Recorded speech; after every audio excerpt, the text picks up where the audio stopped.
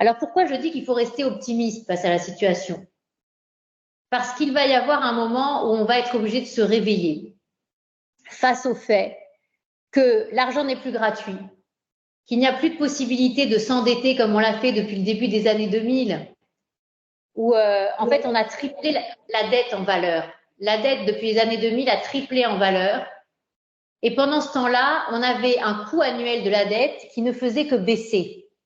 Pendant que la dette passait de 800 milliards à presque 3000 milliards, la charge de la dette, elle baissait de plus de 40 milliards à une trentaine de milliards.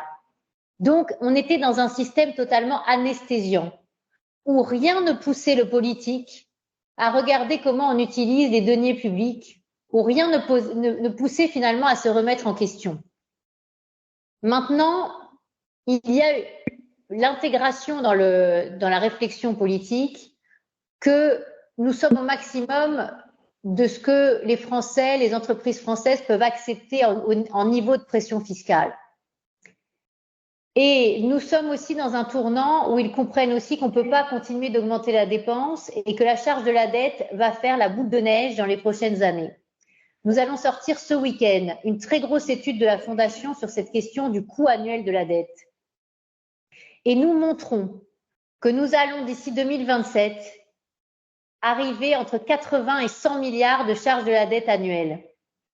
Ce qui est très préoccupant, c'est que dans les années antérieures, avant le Covid, la charge de la dette représentait 13% du déficit de la France. Et en 2027, selon nos projections, ce sera plus de 50%. Ça veut dire quoi? Ça veut dire qu'on est en train, dans les prochaines années, de s'endetter pour payer le coût de la dette.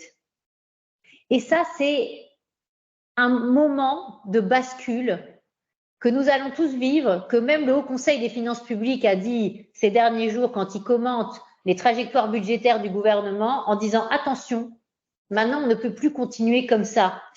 Les phrases sont assez incroyables. Alors, ils disent qu'on maintenant il faut faire des économies effectives et pas de fausses économies.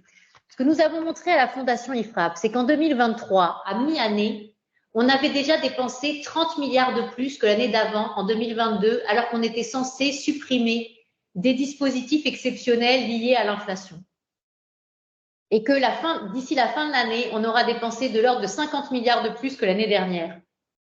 Et tous ceux qui disent que finalement, c'est pas grave de payer plus sur le coût de la dette annuelle parce qu'il y a des recettes supplémentaires, n'ont pas compris que toutes les recettes supplémentaires ont déjà été largement mangées par de nouvelles dépenses. Et ce choc qui va se passer à la fois sur la dette, à la fois sur la question de la dépense, sur la question des prélèvements obligatoires, va être un moment où on va devoir réfléchir complètement à un nouveau système qui soit un système fiscal au service de la création de valeur ajoutée. Parce que ce qui est très préoccupant aussi, c'est que la France est très mal classée en création de valeur ajoutée marchande dans l'économie privée. Dans la part de notre richesse nationale, c'est seulement 69%